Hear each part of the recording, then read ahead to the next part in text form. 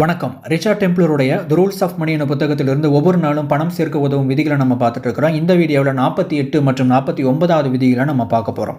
Rule 48 understand what investing really means. இந்த முதலீடு அப்படின்னா என்ன அப்படின்னு முதலில் தெரிந்து கொள்ளுங்கள். இந்த விதியை பற்றி சொல்கிறதுக்கு முன்னாடி ஒரு கருத்தை நான் இங்கே சொல்லிக்கிறேன்.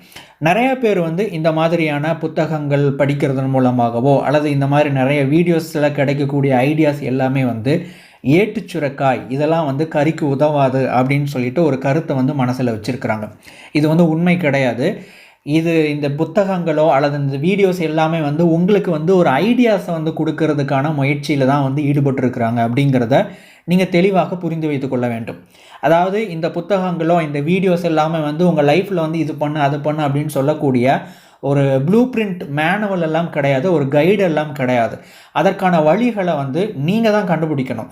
இந்த ஐடியாஸை வச்சு உங்களுடைய வாழ்க்கையில் நீங்கள் என்ன மாதிரி செயல்படலாம் அப்படின்னு சொல்லிட்டு உங்களுக்கு வரக்கூடிய யோசனையை நீங்கள் அப்ளை பண்ணணும். அப்படிங்கிறதுக்காக தான் இந்த மாதிரி புத்தகங்கள் எழுதுகிறாங்க. இந்த மாதிரி வீடியோஸும் யூடியூப் கிரியேட்டர்ஸ் நிறைய பேர் உருவாக்குறாங்க. ஸோ இதை நீங்கள் பயன்படுத்திக்கிட்டால், அதை நீங்கள் தான் பயன்படுத்தணும். சரியாக பயன்படுத்திக்கிட்டால் நிச்சயமாக உங்களுடைய வாழ்க்கையில் மாற்றம் அப்படிங்கிறது ஏற்படும். அதை தவிர்த்துக்கிட்டு இந்த ஐடியாஸ் எல்லாமே வேஸ்ட், இதெல்லாம் உபயோகமற்றது அப்படின்னு சொல்லிட்டு நினைக்கிறதுனாலையோ அல்லது வேறு ஏதாவது கமெண்ட் பண்ணுறதுனாலையோ உங்களுடைய வாழ்க்கையில் எந்த மாற்றமும் ஏற்படாது. இதை முதல்ல நீங்கள் யோசிக்கணும், உங்களுக்கு ஐடியா கிடைக்கணும், மூணாவது அதை இம்ப்ளிமெண்ட் பண்ணணும். அப்போ தான் உண்மையான மாற்றம் அப்படிங்கிறது உங்களுக்கு கிடைக்கும். ஸோ அந்த இன்வெஸ்ட்மெண்ட் அப்படின்னா பல வகையான இன்வெஸ்ட்மெண்ட் இருக்குது. இப்போ ஒரு டைப் ஆஃப் இன்வெஸ்ட்மெண்ட் அப்படின்னா நீங்கள் ஒரு பணத்தை முதலீடு பண்ணுறீங்க அப்படின்னா அந்த பணத்தினுடைய வேல்யூ, அதாவது அந்த தொகையினுடைய மதிப்பு அதிகரிக்கணும். ரெண்டாவது அந்த அந்த அந்த இன்வெஸ்ட்மெண்ட் பண்ண தொகையும் பார்த்திங்கன்னா உங்களுக்கு ஒரு அமௌண்ட்டை உங்களுக்கு கொடுத்துக்கிட்டே இருக்கணும். அதாவது அதனுடைய மதிப்பும் அதிகரிக்க வேண்டும் காலப்போக்கில், அது உங்களுக்கு பணத்தையும் கொடுத்து கொண்டு இருக்க வேண்டும். இது ஒரு டைப் ஆஃப் இன்வெஸ்ட்மெண்ட். அதே மாதிரி பல விதமான இன்வெஸ்ட்மெண்ட் டைப்ஸ் இருக்குது. உதாரணத்துக்கு ஓனர்ஷிப் இன்வெஸ்ட்மெண்ட் அப்படின்னு சொல்லுவாங்க.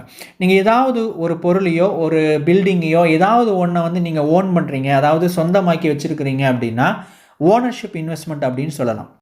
அதே மாதிரி பிஸ்னஸ், நீங்கள் ஒரு தொழில் பண்ணிக்கிட்டு இருக்கலாம், அதில் நீங்கள் முதலீடு பண்ணலாம். அல்லது வேறு யாராவது ஒருத்தங்களுடைய பிஸ்னஸில் நீங்கள் இன்வெஸ்ட்மெண்ட் பண்ணலாம். நிறைய புது கம்பெனிஸ் உருவாக்கும் போது எல்லாருமே இப்போ நிறைய இன்வெஸ்ட் பண்ணக்கூடிய முதலீட்டாளர்கள் அந்த கம்பெனியில் முதலீடு பண்ணுவாங்க. அதில் ஒருத்தராக கூட நீங்கள் இருக்கலாம். அல்லது உங்களுக்கு தெரிந்த நபர்கள், உங்களுடைய நண்பர்கள் அல்லது வேறு யாராவது ஒருத்தருடைய கம்பெனியில் நீங்கள் முதலீடு பண்ணி நீங்கள் ஒரு முதலீட்டாளராக இருக்கலாம். அடுத்தது பார்த்திங்கன்னா ரியல் எஸ்டேட் அப்படின்னு சொல்லக்கூடியது.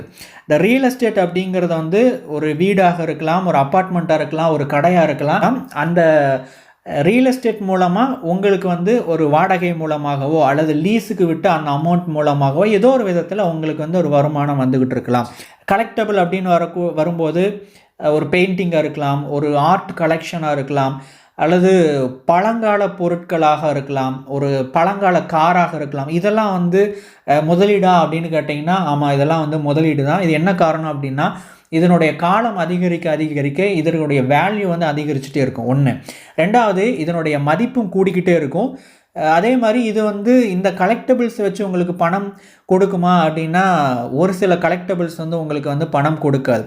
இப்போ உதாரணத்துக்கு நீங்கள் கோல்டு வாங்கி வச்சுருக்கிறீங்க அப்படின்னா 15 வருஷத்துக்கு முன்னாடி நீங்கள் கோல்டில் இன்வெஸ்ட்மெண்ட் பண்ணியிருந்தீங்க அப்படின்னா இப்போ அதனுடைய மதிப்பு ரொம்ப அதிகமாக இருக்கும். ஆனால் இதே மாதம் அது உங்களுக்கு பணம் கொடுக்குமா அப்படின்னா பணம் கொடுக்காது. அதை விற்றா தான் உங்களுக்கு பணம் கொடுக்கும். ஸோ அது வகைகள் அடிப்படையில் வித்தியாசப்படுது. அதே மாதிரி லெண்டிங் இன்வெஸ்ட்மெண்ட் அப்படின்னு சொல்லுவாங்க. லெண்டிங் அப்படின்னா நீங்கள் பணத்தை இன்னொருத்தங்களுக்கு கொடுப்பதன் மூலமாக நீங்கள் பாண்டில் இன்வெஸ்ட் பண்ணுறீங்க அல்லது பேங்க்கில் டெபாசிட் பண்ணுறீங்க அப்படின்னா இது எல்லாமே பார்த்திங்கன்னா லெண்டிங் இன்வெஸ்ட்மெண்ட் அப்படின்னு சொல்லுவாங்க. ஸோ இந்த மாதிரி பலதரப்பட்ட இன்வெஸ்ட்மெண்ட் இருக்குது. நீங்கள் இந்த புத்தகத்தில் சொல்லப்பட்டதை தாண்டி இன்னும் பலவித இன்வெஸ்ட்மெண்ட் உங்களுக்கு தெரிஞ்சிருக்கலாம். அதாவது உங்களுடைய வட்டாரத்தில், உங்களுடைய தொழிலில், உங்களுடைய துறை சார்ந்த முதலீடுகள் நிறையாக இருக்கலாம். நீங்கள் அதை கண்டுபிடிக்கலாம். ஸோ அந்த இன்வெஸ்ட்மெண்ட்டில் நீங்கள் இதெல்லாம் ஃபஸ்ட்டு ஸ்டடி பண்ணணும். அதை பற்றி நீங்கள் முழுமையாக தெரிந்து கொள்ள வேண்டும். அதுக்கப்புறம் நீங்கள் முதலீடு பண்ணணும். அப்படிங்கிறதான் இந்த விதி நமக்கு சொல்லித்தர முக்கியமான பாடம். Number 49, build a bit of capital then invest it wisely. உண்மையாகவே பணக்காரங்களுக்கும் மற்றவங்களுக்கும், அதாவது பணக்காரனாக இல்லாதவங்களுக்கும் ஆக முடியாதவங்களுக்கும் என்ன ஒரு வித்தியாசம் அப்படின்னா, அவங்க பக்கம் காற்று வீச ஆரம்பித்த உடனேயே, அதாவது வாய்ப்பு வர ஆரம்பித்த உடனேயே, கொஞ்சம் பணம் வந்த உடனேயே என்ன பண்ணுவாங்க அப்படின்னா, நிறைய பேர் அதை செலவு பண்ணுறதுக்கான முயற்சிகளில் ஈடுபட ஆரம்பிச்சிருவாங்க. கொஞ்சம் பணம் வந்த உடனேயே நம்ம வாங்க வேண்டிய பொருட்கள் எல்லாமே நம்ம கண்ணு முன்னாடி நிற்கும். என்ன வாங்கு வாங்கு வாங்கு அப்படின்னு சொல்லிக்கிட்டு. இதற்கு நிறைய பேர் செவி கொடுத்து என்ன பண்ண ஆரம்பிச்சிருவாங்க அப்படின்னா, வாங்க ஆரம்பிச்சிருவாங்க. ஆனால் இதை தாண்டி பணக்காரங்களுக்கு கொஞ்சம் காற்று வீச ஆரம்பித்த உடனேயே, வாய்ப்பு வர ஆரம்பித்த உடனேயே அவங்க அதை எப்படி பார்ப்பாங்க அப்படின்னா, இதை மேலும் பணம் சம்பாதிப்பதற்கான ஒரு வாய்ப்பாக பார்ப்பாங்க. அப்போ அவங்க என்ன பண்ணுவாங்க அப்படின்னா, அந்த பணத்தை கேபிட்டலாக மாற்றுவதற்கு அவங்க முயற்சி பண்ணுவாங்க.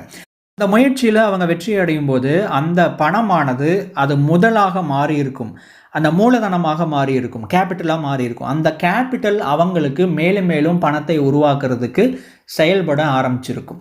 அப்போ நீங்கள் என்ன பண்ணணும் அப்படின்னா, உங்களுக்கு கிடைக்கக்கூடிய வாய்ப்புகளையும் பணத்தையும் கேபிட்டலாக மாற்றுறதுக்கு நீங்கள் செயல்படணும். ஸோ அப்படி பண்ணும்போது நீங்களும் மேலும் மேலும் அதிக பணத்தை உங்களால் சம்பாதிக்க முடியும். அடுத்த வீடியோவில் 50வது விதியோடு உங்களை சந்திக்கிறேன். தேங்க்ஸ் ஃபார் வாட்சிங்.